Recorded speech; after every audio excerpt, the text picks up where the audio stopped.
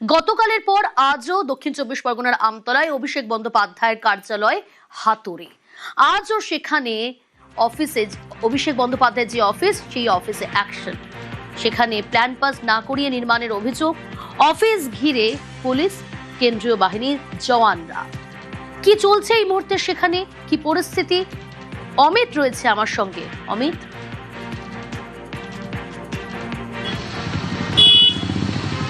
দেখো, পঞ্চায়েত আইন না মেনে বা পঞ্চায়েত আইনকে অমান্য করেই যে G+4 অর্থাৎ যে 5তলা বিল্ডিং হয়েছিল, সেক্ষেত্রে প্রশাসনের তরফে বলা হয়েছে এটি অবৈধ নির্মাণ এবং অবৈধ নির্মাণ ভেঙে ফেলা হবে।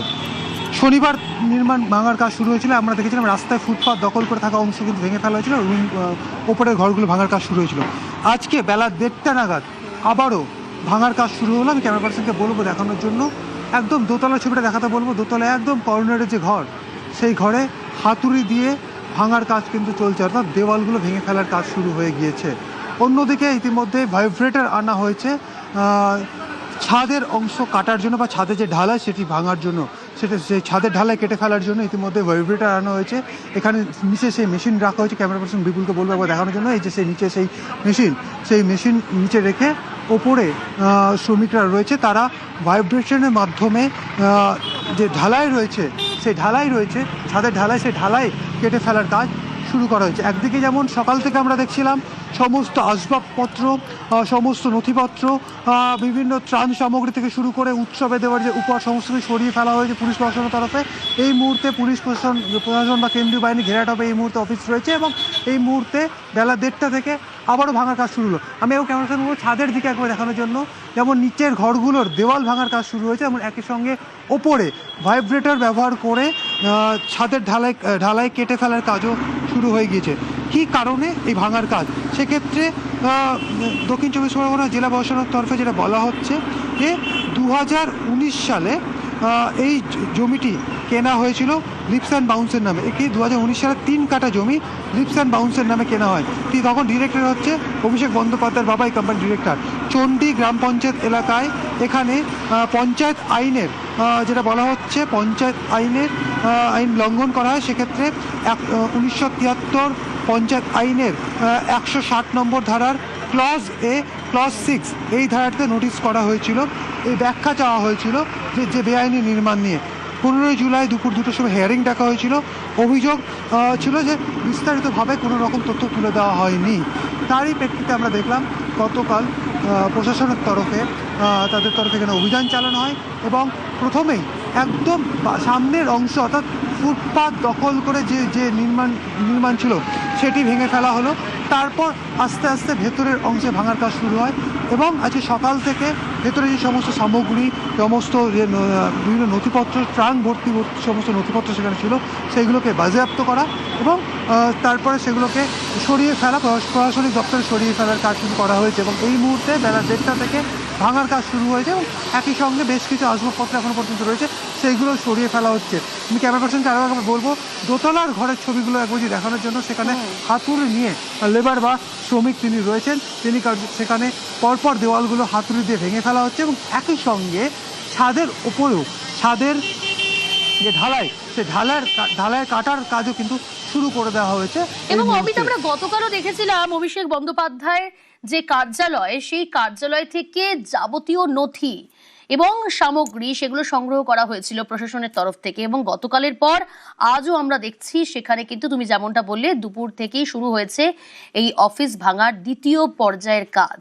এবং যে ছবি তুমি তুলে ধরছো দর্শকদের সামনে, আমরা দেখাচ্ছি দর্শকদের, সেখানে কিন্তু হাতুড়ির ঘা আজও, এবং ছাদে মূলত আজ ভাঙার কাজ চলছে।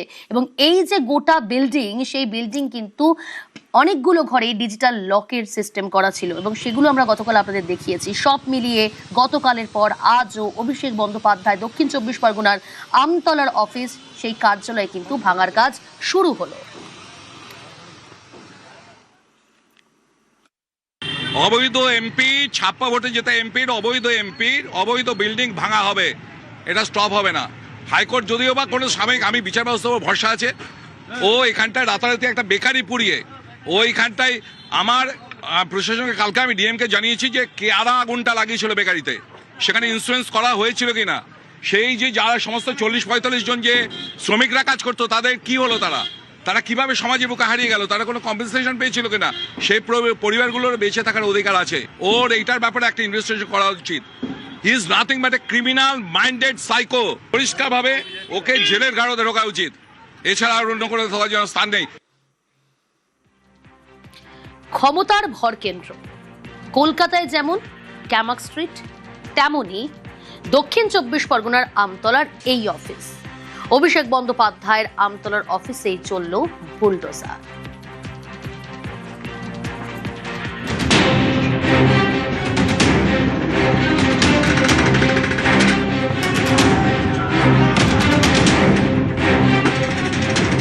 অনেকে বলেন ক্ষমতা থাকলে ক্ষমতার ভরকেন্দ্র থাকে, যে ভরকেন্দ্রে রণকৌশল তৈরি হয়, যে ভরকেন্দ্র নির্দেশ দেয়, হিসেব নেয়। দক্ষিণ 24 পরগনার আমতলার আপাত ছাপোষা এলাকায় মাথা তুলে দাঁড়ানো এই দুধ সাদা অট্টালিকা বোধহয় তেমনই এক ভরকেন্দ্র।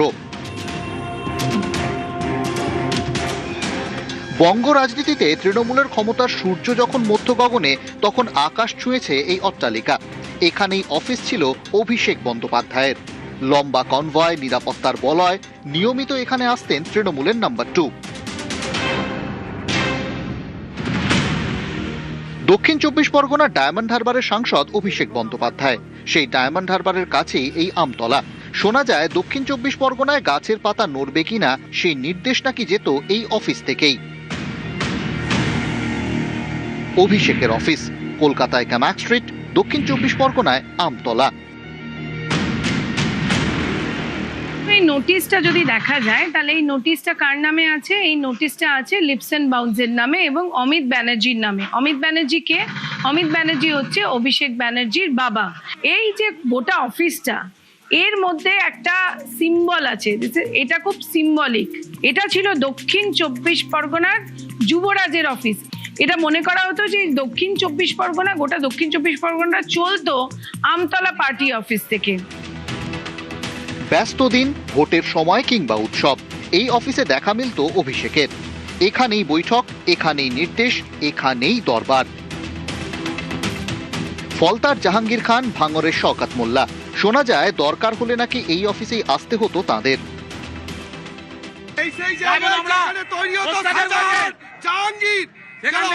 একটা সন্তান তৈরি করেছিল এই পশ্চিম বাংলা জুড়ে রাজত্ব করার জন্য। বাবর থেকে ঔরঙ্গজেবের জন্ম এই অফিসটা থেকে। এই অফিস শুধুমাত্র উচ্চ নেতৃত্বের জন্য। জেলার যারা এমএলএ, বিধায়ক এবং তার সঙ্গে এলাকার যারা বাহুবলী নেতা রয়েছেন তারা এখানে এসে বৈঠক করতেন। আজ পর্যন্ত সাধারণ মানুষ এই যে বিল্ডিং, এই বিল্ডিং এর দিকে কিন্তু তারা তাকাতে পারতেন না। এটা হচ্ছে ডায়মন্ড হারবারের হাঁটুর ঘর ছিল অভিষেকের। এখান থেকে ক্রিমিনালের জন্ম হতো, এখান থেকেই যত মহিলাদের নিয়ে চক্রান্ত চলতো। প্রত্যেক ইলেকশনে এখান থেকে, আমাদের যত ইলেকশন চলতো এখান থেকে অপারেটিং করা হতো। ভোটের হিসেব, জয়ের অঙ্ক, পরাজয়ের সম্ভাবনা, জেলার সব ওঠাপড়ার কাটাছেড়াই নাকি হতো এই অফিসে। কে থাকবে, কে যাবে, কে আসবে, সব বদলেরই সাক্ষী এই সাদা বাড়ি। এবছর ফেব্রুয়ারিতে আমতলার এই পার্টি অফিসেই অভিষেক বন্দ্যোপাধ্যায়ের হাত ধরে তৃণমূলে যোগ দেন সিপিআইএম এর প্রতীকুর রহমান। কর্মে দাপট, নির্মাণেও নাকি দাপট।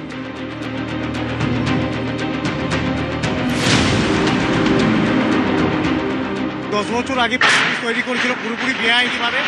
এখানে একটা রুটি বেকারি ছিল, তার সম্পত্তি জোর করে দখল করে নিয়ে অভিষেক ব্যানার্জির নেতৃত্বে এখানকার কিছু ক্রিমিনালকে দিয়ে এই পার্টি অফিসটাকে তৈরি করা হয়েছিল। জাহাঙ্গীরদের মতো ক্রিমিনালদের এই পার্টি অফিস থেকে এরা তৈরি করেছিল। যখনই অভিষেক ব্যানার্জি এখানে আসতো তখনই সাধারণ মানুষের তো ক্ষতি করতো, প্লাস ছোট ছোট দোকানদার, যত গাড়ি ঘোড়া যত আসতো তাদের কোনো কিছু শান্তিতে করতে দিত না। আমরা চাইছি আজকে বিপত্তারিণীর দিনে বিপদকে আমরাকে তাড়িয়ে দিচ্ছি। এই অভিষেক ব্যানার্জির নেতৃত্বে এখানকার কিছু ক্রিমিনালরা হয়ে আমাদের আজকে আমতলা চত্বরটা পুরো নষ্ট করে দিয়েছে এরা।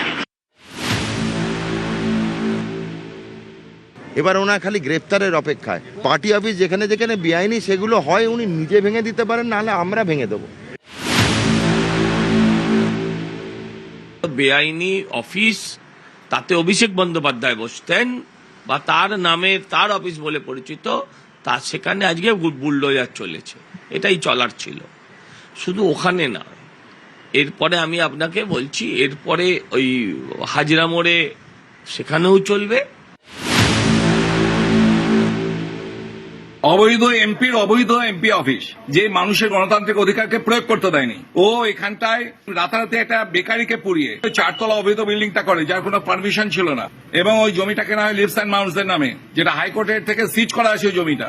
সেই জমিটাকে ইডি সিজ করে গেছে, সেইটাকে আজকে প্রশাসনের পক্ষ থেকে ভেঙে দেওয়া হচ্ছে। ততদিনে আমাদের যে দাবিটা ছিল যে এই অবৈধ বিল্ডিংটাকে সেল্টার করে অভিষেক ব্যানার্জি যেভাবে ক্রিমিনাল রাজ শুরু করেছিল, একদম সর্বশেষে ভাইপোকে গারদে পোড়ানো হবে, এটাই ডায়মন্ডবাসীর ইচ্ছা।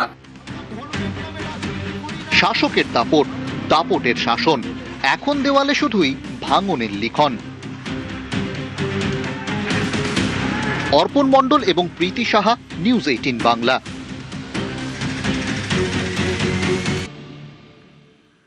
দিল্লিতে 21শে স্মরণে এনসিপিআই, রাজঘাটে শহীদ দিবস পালন কাকলিদের।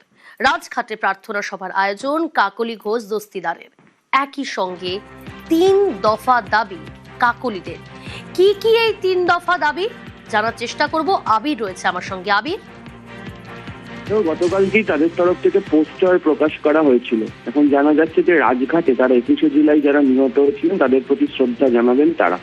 এর সঙ্গে 3টে দাবি তারা উত্থাপন করছেন। প্রথমত হচ্ছে 1993 সালের 21শে জুলাইয়ের ঘটনা তদন্তে গঠিত বিচার বিভাগীয় কমিশনের রিপোর্ট অবিলম্বে প্রকাশ করতে হবে। 21শে জুলাইয়ের গুলিচালনার ঘটনাকে ঘিরে অভিযোগ থাকা সত্ত্বেও কেন মনীশ গুপ্তকে পরবর্তীকালে পশ্চিমবঙ্গ মন্ত্রিসভা সদস্য করা হয়েছিল সে বিষয়ে প্রকাশ্যে ব্যাখ্যা ও ক্ষমা প্রার্থনা করতে হবে, এবং 21শে জুলাইয়ের গুলিচালনার ঘটনায় নতুন করে নিরপেক্ষ তদন্তের মাধ্যমে সমস্ত তথ্য সামনে এনে আইন অনুযায়ী দায়বদ্ধতা নিশ্চিত করতে হবে। এই 3টি। এবং তুমি জানো এর আগে কাকলি ঘোষ দস্তিদারের তরফ থেকে রাজ্যের মুখ্যমন্ত্রী শুভেন্দু অধিকারীকে একটা 3 পাতার চিঠি পাঠানো হয়েছিল, সেখানেও এই প্রসঙ্গগুলিকে তারা উল্লেখ করেছিলেন। এবার 21শে জুলাই উপলক্ষে তারা রাজঘাটে যে প্রার্থনা সভা করতে চলেছেন সেখানেও এই প্রসঙ্গগুলো নিয়ে তারা সরব হচ্ছেন। ওকে।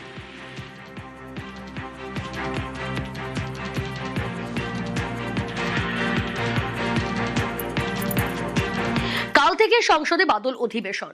বাদল অধিবেশনের আগেই আজ সর্বদল বৈঠক। শরিকদের পাশাপাশি বৈঠকে বিরোধীদেরও গুরুত্ব। নারী সংরক্ষণ সংশোধনী, ডিলিমিটেশন বিল পাশের চেষ্টা সরকারের নজরে, উচ্চশিক্ষা বিল।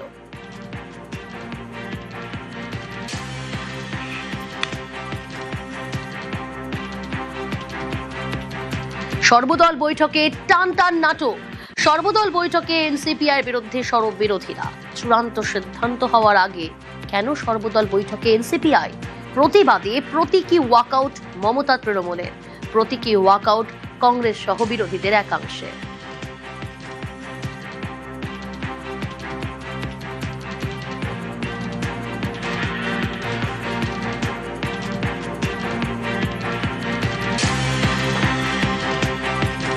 সমস্ত অপোজিশন পার্টি আমরা আজকে ওয়াকআউট করেছি মিটিং থেকে, যে আমাদের বাংলার যে 20টা এমপি আনরেকগনাইজড এনসিপিআই তে তারা বলেছে তারা যোগদান করেছে। স্পিকার কিন্তু তাদের এই মার্জারটা এখনো অ্যাপ্রুভ করেনি এবং তাদের কোনো রেকগনিশন নেই। সংবিধানে 91st অ্যামেন্ডমেন্টের পর কোনো আলাদা ব্লকের জায়গা নেই। ওয়েবসাইটে আমাদের এখনো 28 জন এমপি তৃণমূল কংগ্রেস এর লিস্টে দেখাচ্ছে। পার্লামেন্টারি অ্যাফেয়ার্স মিনিস্টার, সংসদীয় কারামন্ত্রী কিভাবে ওদেরকে আবার ডেকেছে।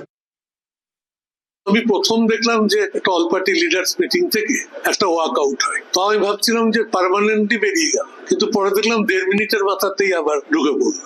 অপোজিশন যা বলছে সেগুলো গুরুত্ব দিয়ে দেখা উচিত, তারা কোঅপারেট করুন। আর আমাদেরকে ডেকেছে পার্লামেন্টারি অ্যাফেয়ার্স মিনিস্টার, আমরা গিয়েছি তার জন্য। আর স্পিকার আমাদের কাছে চেয়েছেন ইলেকশন কমিশনের দ্বারা এনসিপিআই স্বীকৃত সে পেপারটা জমা দিতে। কালকে পার্লামেন্ট খুললেই সব পরিষ্কার। ऑल पार्टी मीटिंग में हम आगे चल के क्या करेंगे सत्ता में, इसका आलोचना होता है। उसमें अगर 28 से उनका नंबर 8 हो गया, उनको सोचना चाहिए, दे शुड कॉन्टेम्पलेट क्यों हुआ, क्यों 20 लोग उनसे नाराज है। लेकिन वॉकआउट करके उन्होंने ये ठीक नहीं किया, उचित नहीं किया, होता नहीं है डेमोक्रेसी में। সর্বদলীয় বৈঠকে যে দলের 20 জন সাংসদ আছেন তারা কি ডাক পাবে না? তাই হতে পারে। লোকসভায় 20 জন সাংসদ থাকা মানে তো অনেক সাংসদ থাকা। কারা বিরোধিতা করছে? তৃণমূল কংগ্রেস বিরোধিতা করছে। কোন তৃণমূল কংগ্রেস? যারা বিধানসভার মধ্যে লোককে দল বদল করিয়েছে, বিধায়ককে ঝান্ডা ধরিয়েছে পার্টির, যাদের স্পিকার ঠিকমতো বলতে পারেনি এই কয়েক বছর ধরে যে মুকুল রায় যতদিন ছিলেন উনি বিধানসভার সদস্য কোন দিকে ছিলেন, মানে তিনি বিজেপির বিধায়ক না তিনি তৃণমূলের বিধায়ক সেটা পর্যন্ত ঠিকমতো বলতে পারেননি। তাদের কাছ থেকে এই সমস্ত নীতিবাক্য মানায় না, তাদের মুখে মানায় না। তৃণমূলের ভাঙনে প্রথমবার সংসদে এনসিপিআই, সর্বদল বৈঠকে এনসিপিআই দলনেতা সুদীপ, সর্বদল বৈঠকে এনসিপিআই মুখ্য সচেতক কাকলিও, তৃণমূল ছেড়ে এনসিপিআইতে সুদীপ কাকলিরা। দেশের রাজনীতিতে হঠাৎ ফোকাসে এনসিপিআই।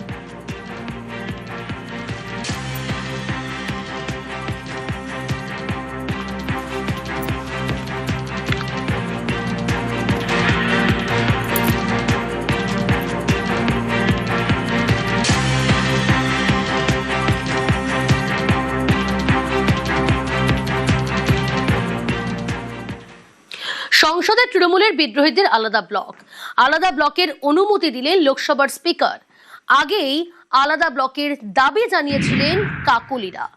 20 সাংসদের আলাদা বসার আবেদন গ্রহণ স্পিকারের।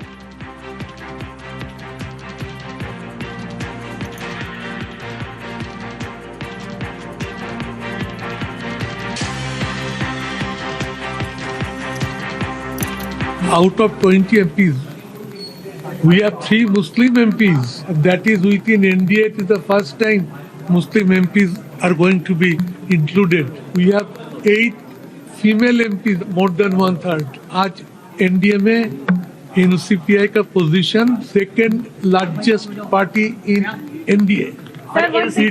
It is senior than Chandrababu Naidu, than Nitish Kumar. BJP Trinamool কংগ্রেসকে টার্গেট করে তাদের লোকসভায় কিছু ভোট দরকার, কিছু বিল পাস করাতে হবে। তো সেখানে আমাদের কিছু সাংসদ তারা যে ঠিক কোথায় দাঁড়িয়ে আমরা নিজেরাও জানি না, তারাও জানেন না। আচমকা যদি জিজ্ঞেস করেন আপনি এখন কোন পার্টিতে, বলতে পারবেন না।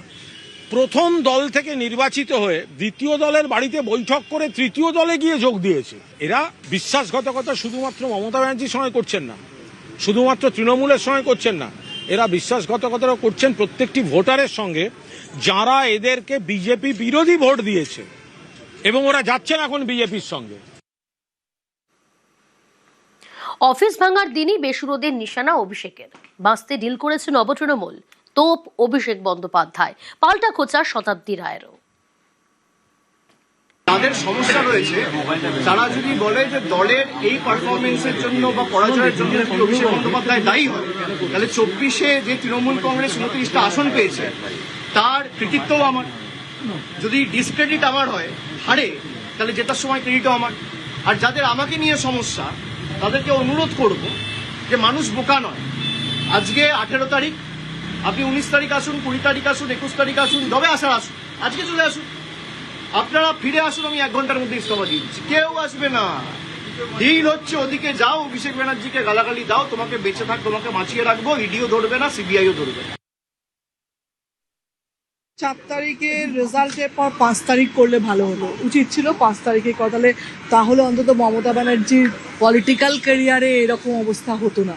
দেখো, হার জিত তো আছে, যে কোনো দলই হারতে পারে, জিততে পারে, কিন্তু বাদবাকি দল যে টুকরো টুকরো টুকরো টুকরো হয়ে গেল, দিদির মতো একটা নেত্রীর দল, সেটা খুব দুঃখজনক। কিন্তু এই ডিসিশনটা আমার মনে হয় অভিষেকের 5 তারিখে নিলে ভালো হতো, সেটা এতদিন অনেক লেটে নিল। দিল্লির রাজনীতিতে হাওয়া বদল। মমতা বন্দ্যোপাধ্যায়, সুদীপ দা এখন মোদী শিবিরে। গতকাল মোদীর সঙ্গে বৈঠক করেন এনসিপিআই যোগ দেওয়া সুদীপ বন্দ্যোপাধ্যায়। লোকসভায় তৃণমূল ত্যাগী 20 জন সাংসদের আলাদা বসা ও পৃথক স্বীকৃতি পাওয়া নিয়ে আলোচনা হয়। আর কি আলোচনা হলো, কি কথোপকথন হলো দুজনের মধ্যে জানবো। মৈত্রী রয়েছে আমার সঙ্গে।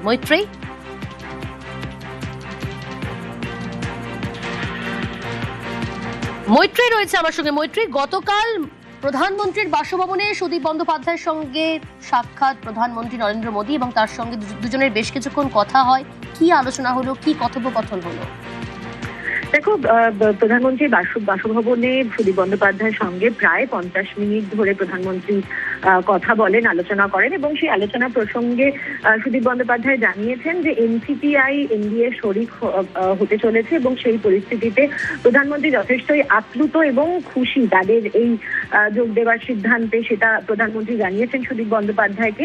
এবং একসাথে রাজ্যের উন্নতিকল্পে একসঙ্গে কাজ করার বিষয়ে তাদের দীর্ঘ আলোচনা হয়েছে এবং সেক্ষেত্রে দাঁড়িয়ে একেবারে হাতে হাত রেখে এনসিপিআই এর সাংসদরা এবং বিজেপি একসাথে কাজ করবে সেই কথাও হয়েছে। সুদীপ বন্দ্যোপাধ্যায় জানিয়েছেন যে বিল পাশের পর তাদের যেন ভুলে না যান বা ভুলে যাবেন কি না বা প্রধানমন্ত্রী সেই প্রসঙ্গ তিনি তুলেছেন, কিন্তু প্রধানমন্ত্রীর তরফ থেকেও আশ্বাস এসেছে যে কোনোভাবেই এনসিপিআই এর এই সমর্থনকে তারা ভুলছেন না এবং তাদেরকে সমান গুরুত্ব যাতে দেওয়া হয় সেই বিষয়টি প্রধানমন্ত্রী এনশিওর করবেন বলে জানিয়েছেন। কারণ এনসিপিআই সম্পূর্ণ স্বীকৃতি পাওয়ার পর শাসক যে পক্ষ রয়েছে তার দ্বিতীয় বৃহত্তম শরিক হতে চলেছে, ফলে তাদেরকে তাদের যোগ্য মর্যাদা যাতে দেওয়া হয় সেই আশ্বাস সুদীপ বন্দ্যোপাধ্যায়কে দিয়েছেন বলেই সুদীপ বন্দ্যোপাধ্যায় জানিয়েছেন আমাদের। গতকাল এনসিপিআই দলনেতা হিসেবে সুদীপ বন্দ্যোপাধ্যায় তিনি প্রধানমন্ত্রীর এই আশ্বাস মৈত্রী রাজনৈতিকভাবে কতটা গুরুত্ব? নিঃসন্দেহে অত্যন্ত গুরুত্বপূর্ণ এবং এমন একটি সময় দাঁড়িয়ে এটা অত্যন্ত গুরুত্বপূর্ণ যখন এনসিপিআই নিয়ে এতটা জলঘোলা হচ্ছে, যখন তৃণমূল সহ বিরোধীরা বারবার করে সরব হচ্ছে যে তাদের এখনো পর্যন্ত স্বীকৃতি দেওয়া হয়নি, এই সাংসদদের তাদেরকে বহিষ্কার করার আবেদন করা রয়েছে এবং সেই পরিপ্রেক্ষিতেও কোনো সিদ্ধান্ত জানাননি স্পিকার। এই শোরগোল যখন চলছে সেই মুহূর্তে দাঁড়িয়ে প্রধানমন্ত্রীর আশ্বাস কিন্তু নিঃসন্দেহে বড়সড় রাজনৈতিক বার্তা, একেবারে শুধুমাত্র তাদের যে এনসিপিআই সঙ্গীরা রয়েছেন তাদের জন্য নয়, একই সঙ্গে বিরোধীদের জন্যও কিন্তু একটা বড়সড় বার্তা। ওকে, সুদীপ বন্দ্যোপাধ্যায় কি বললেন এই বৈঠক শেষে শুনবো। উনি যথেষ্ট খুশি, আহ্লাদিত এবং উনি বলেছেন এনডিএ শরিক হিসাবে এনসিপিআই যাতে যথার্থ মর্যাদা পায়, গুরুত্ব পায়, তিনি সেদিকে নজর রাখবেন। আমি বলেছি বিল পাস হয়ে গেল তারপর আমাদের ভুলে গেলেন, এরকম নয়। উনি বলেছেন না, এটা কখনই হবে না।